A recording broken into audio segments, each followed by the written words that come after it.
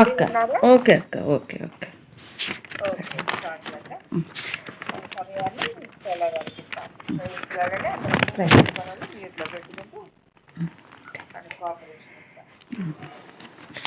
అందరికీ మరోసారి క్రైస్తల మనం యెషయా గ్రంథంలోకి వచ్చి చక్కగా దేవుని గురించి ప్రభు గురించి మనం ధ్యానించుకోవటానికి ప్రభు ఇచ్చిన కాబట్టి ప్రభు కొందనాలు చెల్లించుకుంటూ మన సమయాన్ని దేవుడిచ్చిన సమయాన్ని సద్వినియోగం చేసుకోవాలని ప్రభు ఆశపడుతూ ఉంటారు. యెషయా గ్రంథంలో నిజంగా మంచి వాగ్దానాల పుస్తకం అని కూడా అనొచ్చు. ఈరోజు యెషయా గ్రంథము 44వ అధ్యాయంలోకి వచ్చినాం. నిజంగా ఈ బైబిల్ గ్రంథం అంటేనే ప్రవచనాత్మక గ్రంథము అని మొన్ననే మనం చెప్పుకున్నాం. నిజంగా ప్రవచన గ్రంథం బైబిల్, దేవుడు వ్రాయించినది ఏది నిరర్ధకము కాదు అనేది కూడా మనం చూసుకుంటున్నాం. ఈరోజు కూడా చూసుకుందాం ఎలా నెరవేర్పు జరిగింది. చరిత్రాత్మకమైన పుస్తకం అని బైబిల్ని ఎందుకు అంటున్నాం, ఎట్లా నెరవేర్చుకుంటున్నాడు ఆయన అనేది కూడా మనం చూసుకుంటాం. కాబట్టి దేవుడు నమ్మదగిన వాడు, ఆయన మాట ఇచ్చి నెరవేర్చువాడు, అది మనందరికీ తెలిసిన విషయం. అయితే మనం ప్రస్తుతం జరుగుతున్న పరిస్థితులను కూడా మనం గమనించుకుంటూ మెలకువ కలిగి జాగ్రత్త కలిగి ఉండాలని ప్రభువారు ఇష్టపడతా ఉంటారు. జ్ఞాపకం చేసుకుంటాం, మనకు తెలియదని కాదు, అందరికీ తెలుసు జరిగే విషయాలు లోకంలో. మరొకసారి ఏంటంటే జ్ఞాపకం చేసుకుంటే మళ్ళీ అనిపిస్తుంది అవును కదా, అంటే అందుకే కదా దేవుడు అన్నాడు ఎందుకు మనము మందిరానికి అవసరమా, వాక్యము అంటే బైబిల్ ఇంట్లో చదువుకోవచ్చు, హ్యాపీగా ఉండొచ్చు. ఎందుకు అంటే బైబిల్ స్టడీస్ కానీ వాక్య కుడికలు కానీ ఇప్పుడు మన గ్రూపులో వాక్యం చెప్పుకోవటం కానీ ఇంట్లో చదువుకోవచ్చు కదా అనుకుంటాం. అట్లా కాదు కదా, మనం ఎందుకు చెప్పుకుంటున్నాము, దేవుడు మళ్ళీ మళ్ళీ హెచ్చరిస్తూ ఉంటాడు. చెప్పినప్పుడు అవును కదా అని ఖచ్చితంగా మనకు అనిపిస్తుంది. అందుకే మనం జరిగే విషయాలు కూడా మనము గుర్తు చేసుకుంటుండాలి. అదే గుర్తు చేసుకుంటా ఉంటే మనం కొంచెం అంటే ఉజ్జీవింపబడతాం. భయంకరమైన పరిస్థితుల్లో ఉన్నాం మనం. ప్రపంచం నలుమూలలు కూడా ఎక్కడ సమాధానం లేదు, శాంతి లేదు. మనం చూస్తూనే ఉన్నాం, వార్తల్లో వింటూనే ఉన్నాం. అంత్యకాలంలో పెద్ద సూచన ఏంటంటే దేవుని బిడ్డల మీదకి వ్యతిరేకతలు గతంలో ఎప్పుడు లేనంతగా ఉన్నాయి. ఇప్పుడు ఎక్కడ చూసినా క్రైస్తవులపై హింస చెలరేగుతూ ఉంది. మనం చదువుతూనే ఉన్న వార్తలు, ఉత్తరప్రదేశ్లో క్రైస్తవుల్ని ఎట్లా హింసిస్తున్నారు, ఛత్తీస్గఢ్ ఆ ప్రాంతాల్లో, నార్త్లో అసలు దేవుని బిడ్డలు అసలు బయటకు వెళ్ళటానికే ఉండదు. అదంతా భయంకరమైన ప్రదేశాలు అవి. నైజీరియాలో దేవుని బిడ్డలను హింస పెడతా ఉన్నారు. అక్కడ వాళ్ళకి తిండికి ఆకలికి కూడా వాళ్ళు అలమటించిపోతా ఉన్నారు. ఇవన్నీ చూసినప్పుడు మనకు ప్రార్థన ఎక్కువ గడపాలి కదా, మనం దేవునితో ఎక్కువ సమయం గడపాలి కదా అనుకోవాలి. వాళ్ళు బాధపడతా ఉంటే మనం ఇక్కడ అంటే ఆనందం పడతా ఉంటే ప్రభు ఇష్టపడరు. సంతోషించాలి, మనం ప్రభువులో సంతోషించాలి, ప్రభువులో ఆనందించాలి. అదే సమయంలో దేవుడు ఏమంటాడంటే దుఃఖపడేవారితో మీరు దుఃఖపడండి, ఏడ్చువారితో మీరు ఏడవండి. అంటే వారు అక్కడ బాధపడతా ఉంటే మనం ఇక్కడ కన్నీటి ప్రార్థనలు వారి కొరకు చేయాలి. అది వారితో ఏకీభవించటం. భయంకరంగా శ్రీలంకలో భయంకరమైన ప్రళయం వచ్చింది, మనం విన్నాం మొన్న రీసెంట్గానే. భయంకరంగా కరువు ఏర్పడింది. కొండ చర్యలు, హిమాలయాలు అన్ని విరిగిపడటంతో అక్కడ ప్రాణ నష్టం, ఆస్తి నష్టం. ఇవన్నీ ఆస్తి నష్టం జరిగితే మనకేమీ అనుకుంటామేమో, మనం బాగున్నాం కదా అనుకుంటామేమో. ఇవన్నీ యుద్ధాలకు దారితీస్తాయి. కాబట్టి ఇవన్నీ కూడా మనము మనసులో పెట్టుకొని ఎక్కువ సమయం ప్రార్థన. అంతేకాదు ప్రార్థనా సమయం ప్రార్థనకే, వాక్య సమయం వాక్యానికి, అది దేవుని సమయం. మనం వేరే దానికి ఇస్తే ప్రభు సంతోషించాడు, అదైతే ఖచ్చితం. ప్రార్థన సమయం ప్రార్థనకే, దేవుని సమయాన్ని మనం ఏ విషయంలో కూడా దొంగిలించకూడదు. దేవుని టైం దేవునిదే. ఆదివారం ఆరాధన సమయంలో కూడా మనం దేవుని సమయం దేవునికే ఇవ్వాలి. కాబట్టి దేవుని సమయం దేవునిదే, దేవుని మనం తీసుకో. దశంభాగం విషయంలో అట్టే చెప్తాం కదా, 10వ వంతు ఇవ్వండి అని చెప్పారు ప్రభువారు. 10వ వంతు ప్రభుదే. లేదు ప్రభు నాకు ఈ కష్టాల్లో ఉన్నాను, నేను వాడేసుకుంటాను అంటే ఒక దేవుడు గమ్ముకుంటారు. కాబట్టి ఏదైనా ఒక కట్టడ, ఒక నియమము నియమిస్తే అది ఖచ్చితంగా చేయాలి. ఇప్పుడు అందరూ ఏంటంటే అన్యులు కూడా ఈరోజు న్యూస్ చూసినాను నేను, అది సిస్టర్ గారు గమనించినట్లేరేమో, ఒక ఏరియాలో ఒక గ్రామంలో సువార్త చెప్తా ఉంటే అనవసరంగా వచ్చి కైకి అన్నిటి అనకూడదు, కానీ దారిలో మనుషులు వెళ్తా ఉంటే కుక్కలు బౌ బౌ బౌ మన కొత్త వాళ్ళు వచ్చినారని అరిసినట్టుగా అయిపోతున్నాయి పరిస్థితులు. దారి అది, మార్గం అది, ఇంకా మార్గాలు త్రోవలు మూసేసేసి ఫెస్టివల్స్ టైంలో గందరగోళాలు జరుగుతూనే ఉన్నాయి కదా, దాన్ని ఎవరు ప్రశ్నించడం లేదు కదా. ఎందుకంటే దేవుని బిడ్డల మీదకే వస్తాడు సాతానుడు. అదేమంటే ఫోన్పేలు, గూగుల్ పేలు పెట్టుకున్నారు. వాళ్ళు ఊరు పోయే వరకు ఖర్చుకుంటూ పోయినారు. మరి దేవుడు అది నేర్పిస్తాడా? వచ్చిన వాళ్ళని తరిమేమని నేర్పిస్తాడా? ఆ నినాదం చేసేవాళ్ళు అంటే అతనికి రాముడు అనే రాజుకి అంటే అవమానం తెచ్చినట్టే కదా వాళ్ళు. ఆ పేరు పెట్టి అజ్జయి చెప్పుకుంటూ తరిమేస్తున్నారంటే అదే దేవుడు? ప్రేమ లేని దేవుడు, తరిమేసే దేవుడు. అందుకే యేసుప్రభు వారు లోకాన్ని అంతటిని ప్రేమించి అందరి కోసం ప్రాణం పెట్టినాడు, అందరి కోసం రక్తము కార్చినాడు, మోక్షానికి మార్గము సుగమము చేసినాడు. ఎవరు వస్తే వాళ్ళకి రక్షణ, ఎవరిని ఎవరు బలవంతం చేయరు. కొంతమంది బోర్డులు పెట్టేసుకుంటున్నారు, మా గ్రామానికి రావద్దు అని, క్రైస్తవులు రాకూడదు అని. ఓహో, ఇప్పటి నుంచి నేను అన్ని గ్రామాలకు పెడతా అన్నాడు. దేవుని బిడ్డలకి శ్రమ తప్పుద్ది అంతే తప్ప దేవుని బిడ్డలకు ఒరిగేదేముంది? సువార్త చెప్తే రూపాయి లాభమా? ఏం లేదు. ఆయన ఆజ్ఞ మేరకు సువార్త ప్రకటిస్తున్నాం మనం అంతే. ఆయన మా ఆజ్ఞ మేరకు వ్యక్తిగతంగా కూడా సువార్త చెప్తా ఉన్నాం. అంతేగాని ఏమి లాభం లేదు కదా, అది వాళ్ళు ఎరగట్లేదు. అదేదో గొప్ప అనుకుంటున్నారు. అందుకే దేవుడు అంటాడు, మాకు భయం ఏం లేదు, మేము బాగున్నాం అనుకున్నప్పుడు అకస్మాత్తుగా వస్తుంది. దేవుడు సంఘాన్ని ఎత్తుకొని పోయినప్పుడు తర్వాత వచ్చే శ్రమలు తట్టుకోలేరు. అదైతే సత్యం. ఎందుకంటే చరిత్ర అంతా జరుగుతూనే ఉంది కాబట్టి చరిత్రే మనం అన్ని కూడా జ్ఞాపకం చేసుకోవాలి. ఇస్రాయేల్లో బాగుందంటే వాళ్ళు కూడా చాలా కలవరంలో ఉన్నారు. ఎందుకంటే ఇప్పుడు జరిగే పరిస్థితులు, యూకే నుండి ఇండియా వాసులు ఇప్పటికే 74,000 మంది దాకా హఠాత్తుగా తిరిగి ఇండియాకు వచ్చేస్తూ ఉన్నారు. ఒకవైపు ఏమో బెహ్రాన్లో 3.3 రెక్టార్స్ స్కేల్లో పెద్ద భూకంపం. అంటే అక్కడక్కడ భూకంపాలు అన్నారు కదా. మన రీసెంట్గా ఆంధ్రాలో భూకంపం, మన పొద్దుల్లో భూకంపం అని చెప్పుకున్నాం. మన వైజాగ్లో వచ్చింది భూకంపం. అక్కడక్కడ భూకంపాలు, కరువులు, వేదనలకు ఆరంభమన్నాడు ప్రభు. ఇంకా యుఎన్లో ఇస్రాయేల్కి వ్యతిరేకంగా అక్టోబర్ 7 2023లో హమాస్ చేసినప్పుడు వాళ్ళు దాడుల్ని ఖండించటం మనం చూసినాం, యుద్ధం జరగటం చూసినాం, ఇస్రాయేల్ కూడా ప్రతిదాడి చేయటం చూసినాం. ఇలా ప్రపంచంలో అక్కడక్కడ యుద్ధాలు జరుగుతూనే ఉన్నాయి. బైబిల్ ప్రవచనం చూస్తే ఎంతగానో అంటే సంచలనం సృష్టించే విధంగా న్యూస్లో ఎలన్ మాస్క్ చెప్తా ఉన్నాడు. అంటే ఆ ఎలన్ మాస్క్ ఏమన్నా ప్రవక్త అని మనం అనుకోవచ్చు, కానీ జరుగుతున్న పరిస్థితులు గతంలో చెప్పినవి ఎలా జరిగాయి ఇప్పుడు కూడా అలా జరుగుతాయి అన్నట్టుగా అతను చెప్తున్నాడు. ఆయన మీడియాలో ఏం చెప్పాడంటే, అందరూ చెప్పుకుంటా ఉన్నారు ఆయన గురించి విని, అదేంటంటే 2030 లోపల 3వ ప్రపంచ యుద్ధం నిశ్చయంగా ఖచ్చితంగా వస్తుంది అంటున్నాడు. అంటే కన్ఫామ్గా చెప్పాడు ఆయన. అంత ఖచ్చితంగా ఎట్లా మీరు చెప్పగలుగుతున్నారని చాలామంది ఆయన అడిగితే, దానికి ఆయన ఈ రోజుల్లో ఆర్థిక పరిస్థితులు బాగాలేవు, ఆర్థిక మాంద్యం వచ్చింది, అంటే అన్ని దేశాల్లో ఉన్న అణు ఆయుధాలు పోటీ పడతా ఉన్నాయి. ఇవన్నీ చూస్తూ ఉంటే ఈ 5 సంవత్సరాల్లో అణు ఆయుధ యుద్ధం జరగటానికి అవకాశం ఉంది అని ఆయన చెప్తున్నాడు. అంటే ఉన్న పరిస్థితులను బట్టి ఆయన అంచనా వేసి చెప్తా ఉన్నాడు. అంతేకాకుండా 5 సంవత్సరాలు మహా అంటే ఒక 10 years లోపు అని కూడా చెప్తున్నాడు. ఖచ్చితంగా మాత్రం యుద్ధం జరుగుద్ది అని చెప్తున్నాడు. అంటే మన టైంలోనే యుద్ధం జరుగుతుంది. మొత్తానికి ఈ ప్రపంచం అంతా కూడా ఆర్థిక సంక్షోభంలో ఉంది అని అందరూ చెప్తున్నారు.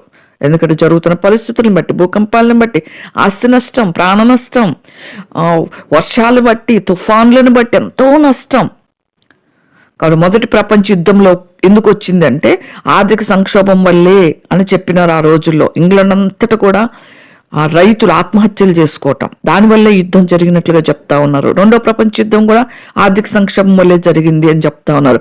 కానీ ఇప్పుడు కూడా ప్రపంచం అంతా ఈ సంక్షోభం ఏర్పడుతుంది. కాబట్టి దీన్ని బట్టి ఎలాన్ మస్క్ ఏం చెప్పినాడంటే, అందరూ ఇదే అనుకుంటా ఉన్నారు. కాబట్టి ఈ విషయం ఎలాన్ మస్క్ కూడా ఇదే చెప్పినాడు, ట్రంప్తో వైట్ హౌస్లో చెప్పినాడు. ఇది అతని విషయం గురించి మాట్లాడుతూ ఉంటే దాన్ని చాలా ఇంట్రెస్ట్గా విన్నాడు ట్రంప్ గారు. దాన్ని సీరియస్గా కూడా తీసుకున్నాడు. ఈ విషయం కొంచెం అట్లా సర్దుమణగలకి ఇప్పుడు పుతిన్ రీసెంట్గా మనం కూడా న్యూస్లో చూసుకున్నాం. పుతిన్ ఏం చెప్తా ఉన్నాడంటే, రష్యా అధ్యక్షుడు మేము యుద్ధానికి రెడీ అంటున్నాడు, మేము ఐరోపాలో యుద్ధానికి సిద్ధంగా ఉన్నాం అంటున్నాడు. ప్రపంచ దేశాల్లోనే పెద్ద దేశం రష్యా బాంబులు వేసిందంటే చాలా ప్రాంతాలు స్మాష్ అయిపోతాయి. అంత అణుబాంబులు ఉన్నాయి రష్యా దగ్గర. పుతిన్ చాలాసార్లు చెప్పినాడు యుద్ధాన్ని మేము ఆరంభించమని. కాకపోతే నేను గనుక యుద్ధాన్ని ఆరంభిస్తే ప్రపంచమే చాలా నష్టపోద్దని కూడా హెచ్చరిస్తూ ఉన్నాడు ఆయన. చాలా మానవ జాతి అంతరించిపోద్ది, నాశనం అయిపోతుంది. ఆ స్థాయిలో మేము యుద్ధం చేస్తామని చెప్తున్నాడు ఆయన, హెచ్చరిస్తా ఉన్నాడు. ఇప్పుడేమన్నా అంటే ఐరోపా వాళ్ళు మమ్మల్ని ఎంతగానో బాధ పెట్టినారు, మేము అంగీకరించలేని కండిషన్స్ వాళ్ళు పెట్టినారు. ప్రత్యేకంగా ఏంటంటే ఉక్రెయిన్ విషయంలో మొత్తంగా అంటే మేము సరేలే అని చాలా వరకు తగ్గించుకుంటే దాని అడ్వాంటేజ్గా తీసుకున్నారు వాళ్ళు. కాబట్టి మేము యుద్ధానికి ఇప్పుడు రెడీ అంటా ఉన్నాడు ఆయన. మేము ఎప్పుడైనా యుద్ధానికి సిద్ధం అంటున్నాడు. బైబిల్లో ప్రవచనం ఉంది, యేసయ్యేలు 39:2 యుద్ధాన్ని కూర్చుంటుంది, నిన్ను వెనుకకు తిప్పి నడిపించి అంటే దాన్ని అంటే ఇప్పుడు అంటే యుద్ధానికి వస్తానంటున్న ఈ రష్యా గురించి ఈ విధంగా చెప్పబడింది. వెనుకకి తిప్పి రప్పించి, ఫస్ట్ యుద్ధం వద్దన్నాడు, సరే నేను చేయను అన్నాడు. దాన్ని వీళ్ళే వెనక్కి తెచ్చుకుంటున్నారు మళ్ళీ అంటే రష్యాని అంటే వాళ్ళు అంటే అడ్వాంటేజ్గా తీసుకోవటం వల్ల మళ్ళీ వాళ్ళు చేసే పనులను బట్టి వాళ్ళు వెనక్కి వస్తున్నారు యుద్ధానికి. అది 39:2 ఉంది. మళ్ళీ వెనుకకు త్రిప్పి అంటాడు. ప్రభు సెలవు లేనిది జరగదు కదా, అదైతే మనకు తెలుసు కదా. దేవుని అనుమతించిన యుద్ధాలు జరగవు. అందుకే ఇప్పుడు రష్యా యుద్ధానికి సిద్ధం అంటా ఉంది. ఎప్పుడు వాళ్ళు వస్తారో తెలియదు. అందుకే నేను యుద్ధాన్ని అసలు ఇష్టపడలేదు, కానీ నన్ను మీరే రప్పిస్తున్నారు, వేరే దారి లేదు నాకు, నేను యుద్ధానికి వస్తా సిద్ధం అంటున్నాడు రష్యా పుతిన్. ఇది వాక్యములో ఉన్నట్టుగా వాళ్ళ దగ్గర ఎన్నో ఆయుధాలు, వాళ్ళ దగ్గర అంటే వెపన్స్ చాలా అంటే ప్రపంచానికి ప్రమాదకరమైనవని ప్రపంచం అంతా కూడా తెలుసు రష్యా విషయం. అరబ్ దేశాలన్నింటిలో కూడా ఈ రష్యా యొక్క ఆయుధాలు ఉన్నాయి. అదే సమయంలో ఇరాన్లో కూడా వాళ్ళు ఆయుధాలు వాళ్ళకి పంపించడం జరిగింది ఇరాన్కి. ఈ విధంగా రష్యా అంటే స్టార్ట్ చేసిందంటే అది థర్డ్ వరల్డ్ వారే అవుతుంది. కాబట్టి ఈ పుతిన్ నిర్ణయంపై మనం ప్రార్థన చేయాలా. మిడిల్ ఈస్ట్ కంట్రీల వాళ్ళు కలతపడుతూ ఉన్నారు, కలవరంలో ఉన్నారు. ఒకవైపు ఇలాన్ మాస్క్ చెప్పిన విషయాలు ఇవన్నీ కూడా చాలా మంది అంటే నమ్ముతున్నారు నిజమే అన్నట్లుగా. బైబిల్లో రష్యాను గురించి కూడా రాసింది, రష్యానే నాయకత్వం వహిస్తుంది యుద్ధానికి అన్నట్టుగా. యెహెజ్కేలు 38:2 నన్ను నెమ్మదిగా చదివితే, నరపుత్రుడా మాగోగు దేశపు వాడుకు గోగు అనగా రోషునకు అన్నట్లుగా మెషేకు తుబాలునకును అధిపతి అయిన వాళ్ళ తట్టు అభిముఖుడిపై అతన్ని గూర్చి మాట ఎత్తి ప్రవచింపని ఉంటుంది అక్కడ. గోగు మాగోగు అంటే రష్యా, ఇప్పుడున్న రష్యా బైబిల్లో ఉన్నట్టుగా అనేకమైన బైబిల్ పండితులు చెప్పినాడు. కాబట్టి ఈ విధంగా మనం వీటి మీద కూడా కొంచెం గమనం పెట్టి ఎక్కువ భారంగా మనం ప్రార్థన చేయాలి. పరిస్థితులను బట్టి ఎంతో లేదు కదా, 2030 అంటే 5 years లోపు, మా అంటే 10 years అంటే కూడా పెద్ద ఏం లేదు, చూస్తుంటేనే ఇయర్స్ గడిచిపోతూ ఉన్నాయి. కాబట్టి మనం ప్రార్థన చేసుకోవాలి. ఇశ్రాయెల్కి విరోధంగా అన్ని దేశాలు విరోధం అయిపోయినాయి, ఒక 50 దేశాలు తప్ప. యూఎన్లో కూడా ఇది పాస్ అయిపోయింది. ఇశ్రాయెల్కి వ్యతిరేకంగా లేస్తున్నాయి. ఎందుకంటే మనకు ఇశ్రాయెల్ దేశంలో నుంచే దేవుని యొక్క ప్రవచనాలన్నీ నెరవేరుతూ ఉన్నాయి. 2018లో వాళ్ళు ఒక తీర్మానం చేసుకున్నప్పటికీ, దాన్ని రాజధానిగా మార్చుకున్నప్పటికీ దాన్ని ఇప్పుడు వాళ్ళ కలతల్లోనే ఉన్నారు.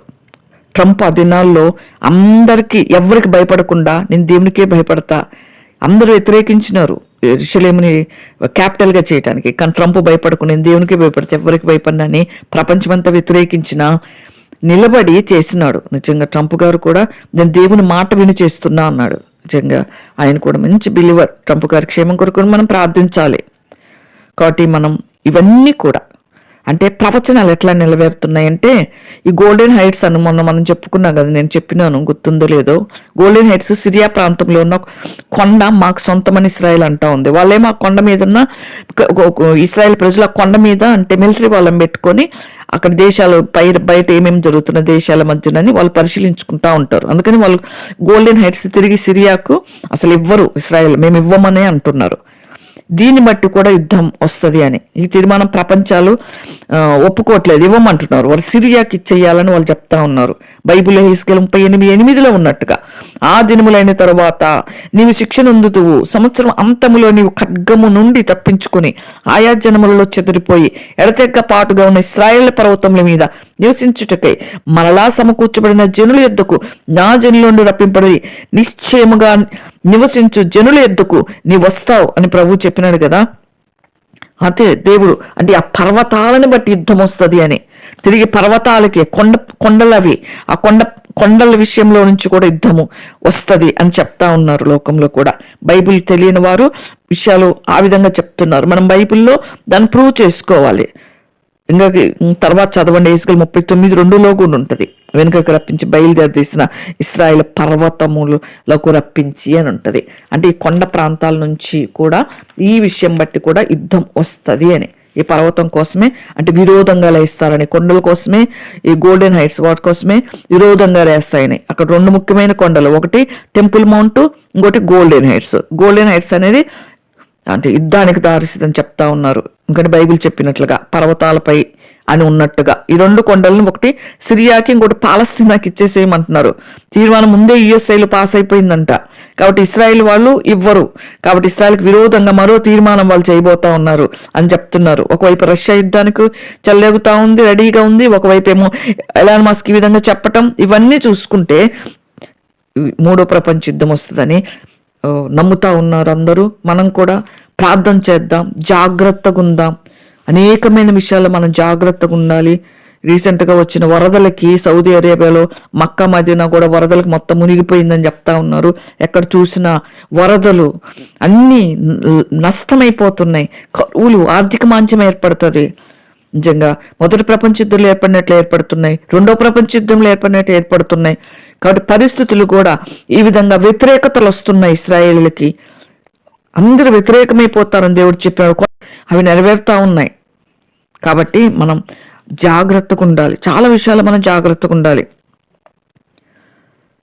వినే విషయంలో మనం జాగ్రత్తగా ఉండాలి. వాక్యం వినటం, మార్కు సువార్త 4:24 ఉన్నట్లుగా 4 విషయంలో మనం జాగ్రత్తగా ఉండాలి. ఈ దినంలో దేవుని వాక్యాన్ని మన నాలుకలతో ప్రచురం చేయాలి. యాకోబు 3లో ఉన్నట్టుగా మన ప్రవర్తన విషయంలో చాలా జాగ్రత్తగా, ప్రసంగ 5:1 ఉన్నట్టు కాపాడుకోవాలి. మన విషయాల్లో కూడా జాగ్రత్తగా ఉండాలి. లోక 21:34 ప్రకారం మనుషుల విషయాల్లో జాగ్రత్తగా ఉండాలి. ఈ దినాల్లో అబద్ధ ప్రవక్తలు వస్తారు, నేనే దేవుణ్ణి అంటారు. మన దాకా వస్తారో తెలియదు, కానీ మనము వాక్యమును సరిగా అర్థం చేసుకునే విషయంలో కూడా జాగ్రత్తగా ఉండాలి. మత్తయి 10:17 ప్రకారంగా. కాబట్టి సమయం విషయంలో మన సమయాన్ని దేవుని కొరకు ఎలా జాగ్రత్తగా వాడాలి, సమయాన్ని దినమంతటి ఎలా వాడుతున్నామని ఆ విషయాల్లో కూడా జాగ్రత్తగా ఉండాలి. ఎఫెసీయులు 5:15 ప్రకారం దేవుని మనం మర్చిపోకుండా జాగ్రత్త పడాలి. దేవుని మర్చిపోకుండా, అంటే మేమెందుకు మర్చిపోతాం అనుకుంటాం. దేవునితో సమయం గడిపే విషయంలో, దేవుని సమయం దేవునికి ఇచ్చే విషయంలో, ద్వితీయోపదేశకాండం 6:12 ఉన్నట్లుగా. కాబట్టి మనం దేవుని బిడ్డల సహితము విడవబడే దినాలు ఉన్నాయి. భ్రష్టులు అవ్వకుండా జాగ్రత్త పడాలి. హెబ్రీ 12:16 ప్రకారం. అబద్ధ ప్రవక్తను గురించి జాగ్రత్త పడాలి. మత్తయి 7:15 ప్రకారం. పరిశుద్ధమైన ప్రవర్తన, భక్తి విషయంలో శాతానుడు ఈ దినాల్లో, అంత్య దినాలు శోధిస్తాడు, ఎన్నో అగ్నిపానాలు వేస్తాడు. వాటన్నిటిలోంచి మనం తప్పించుకోవాలి. 2 పేతురు 3:11 ప్రకారం. మనం ధర్మం చేసే విషయంలో కూడా మనుషులకు కనబడకుండా దేవునికి కనపడేలాగా ఇచ్చేలాగా మనం జాగ్రత్త పడాలి. మత్తయి 6:1-3-4 ఉన్నట్టుగా. కాబట్టి మన వేషధారులు ఉండకూడదు. పరిశీలి వేషధారణ, పులిసిన పిండి అనేది ఉండకూడదు. యథార్థవంతులంగా ఉండాలి. ఈ దినాల్లో లూకా 12:1 ఉన్నట్టుగా మనం జాగ్రత్త పడాలి. వాక్యం చదివి అనుసరించి బోధించే విషయంలో కూడా మనం చాలా జాగ్రత్త పడాలి. కాబట్టి మనం ఇవన్నీ విషయాల్లో మనం చూసుకుందాం. యోహాను 1:8 ప్రకారం విన్న సంగతులు విడిచిపెట్టబడకుండా హెబ్రీ 2:1 ప్రకారం. ప్రభు రాకడ జనం ఎప్పుడు వస్తుందో మనకు తెలియదు కనుక మెలకుగా ఉండి ప్రార్థన చేసే విషయంలో జాగ్రత్తగా ఉండాలి. మార్కు 13:33-37 ప్రకారం. ఈ విధంగా మనం అన్ని విషయాల్లో జాగ్రత్తగా ఉంటూ, ప్రభువుని ధ్యానించుకుంటూ, ప్రభు వైపు చూస్తూ, ప్రభు సమయం ప్రభుకి ఇస్తూ మనం నమ్మకంగా ముందుకు సాగాలి. అదే ప్రభు మనల్ని కాపాడుకుంటున్నాడు. ఈ దినాల్లో, అంత్యకాలంలో భయంకరమైన దినాలు రాబోతున్నాయి అని చెప్పిన దినాలు వచ్చేసినాయి. మనం చూస్తూనే ఉన్నాం, వార్తలు వింటూనే ఉన్నాం. ఆ దినాల్లో భయంకరమని.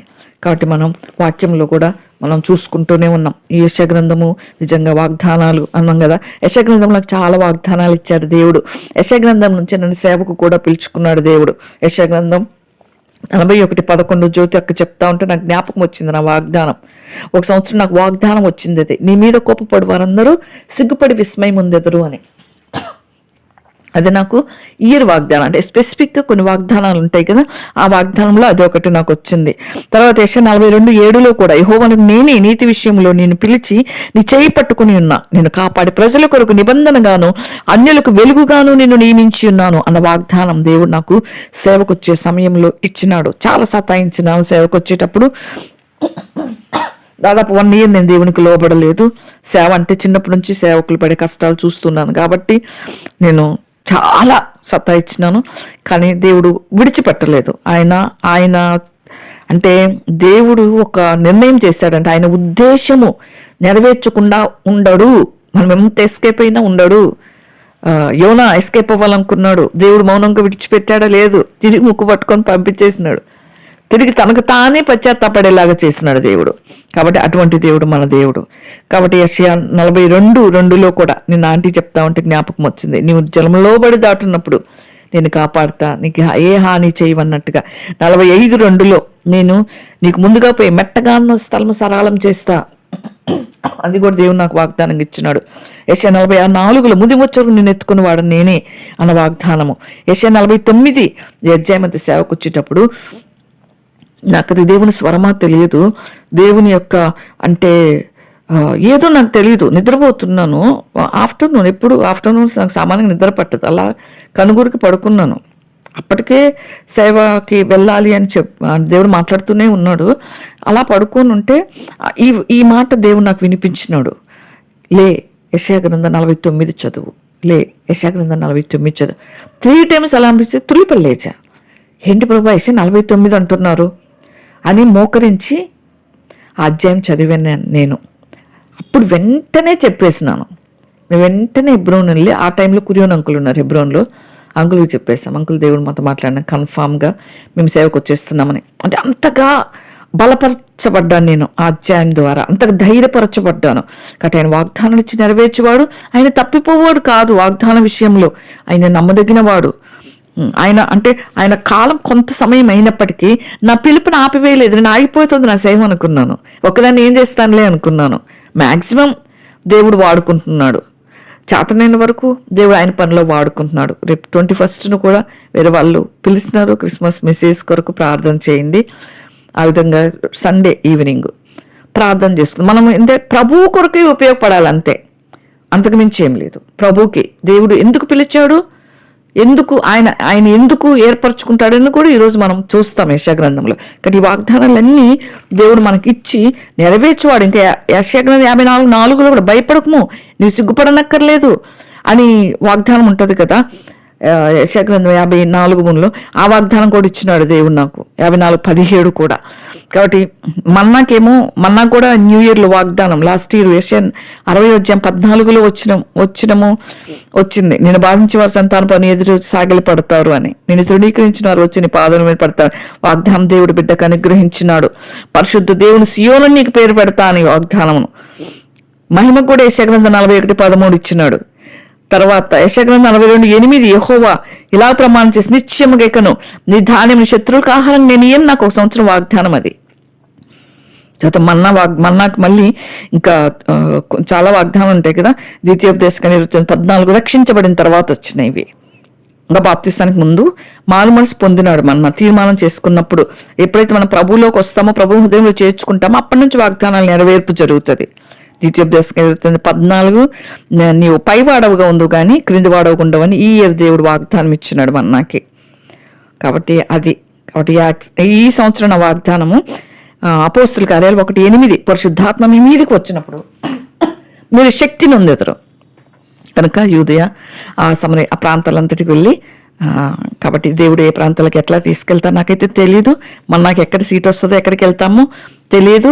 ప్రభు ఎక్కడికి తీసుకెళ్తే అక్కడ నీ కొరకే వాడుకో ప్రభు, నీకు ఉపయోగపడిన పాత్రగా ఉంచుకో, నా పిలుపు వ్యర్థం కాదు కదా ప్రభు అని అయితే నేను ప్రార్థన చేస్తున్నాను. ఆయన కృపను బట్టి, ఆయన దయను బట్టి ముందుకు సాగటానికి ప్రభు కృపనిచ్చినాడు. కాబట్టి మనం ఈ విధంగా దేవుడు వాగ్దానములు నెరవేర్చువాడని మనం నమ్ముదాం. ఎన్నో వాగ్దానాలు ప్రభు నెరవేర్చినారు. నేను VBS మమ్మల్ని పంపిన దినాల్లో దేవుడు నన్ను ఆయన దాసుడు సాక్ష్యం చెప్పమంటే నేను చెప్పలేనన్నాను. మన్నాక ఆ టైంలో మోషన్స్, మన్నాను ఒక వెపన్గా వాడుకున్నాడు దేవుని సేవకు రావటానికి. వాడికి బాగాలేకుండా వచ్చేసింది. చాలాసార్లు చెప్పినాను నేను. అప్పుడు కూడా మేము సేవకు రాగానే మమ్మల్ని VBSకి పంపిస్తే ఫ్యామిలీగా అక్కడికి వెళ్తే మన్నాకు మోషన్స్, చిన్నోడు వాడు, చాలా చిన్నవాడు, ఇంకా అంటే 2.5 years 2 years ఉంటాయి అంతే. ఆ టైంలో ప్రభువారు VBSలో ఉంటే ఎంత అంటే చక్కగా అంటే మోషన్స్ అవుతా ఉంటే కూడా ప్రభు చెప్పమంటే బన్నా బాగాలేదు కదా అంటే దేవుని నన్ను దర్శించినాడు. అపోస్తుల కార్యాలు 1:8 ప్రకారం సాక్ష్యం చెప్పు అని. అక్కడ సాక్ష్యంతో చాలా మంది ఆదరించబడ్డారు. యవనస్తులు సాక్ష్యం అయిపోగానే గుంపుగా వచ్చి నాతో మాట్లాడటం స్టార్ట్ చేసినారు. చాలా అంటే క్వశ్చన్స్ వేసి ఆన్సర్స్ పొంది తృప్తిపరచబడ్డారు. నిజంగా దేవుడు మాట ఇచ్చి నెరవేర్చువాడు. అసలు మన్నా చనిపోవాల్సింది ఆ VBS టైంలో. మాకు తెలియదు. అంటే దేవునికి మొదటి స్థానం ఇవ్వాలనే టాపిక్ మీద మాట్లాడాలనుకున్నాం ఇద్దరం, ఒకరు సీనియర్స్కి ఒకరు జూనియర్స్కి అని. అట్లా రెడీ అయ్యి వెళ్ళిపోతుంటే ఎందుకో దేవుడు వెనక్కి వెళ్ళు అన్న స్వరం వినిపించింది నాకు.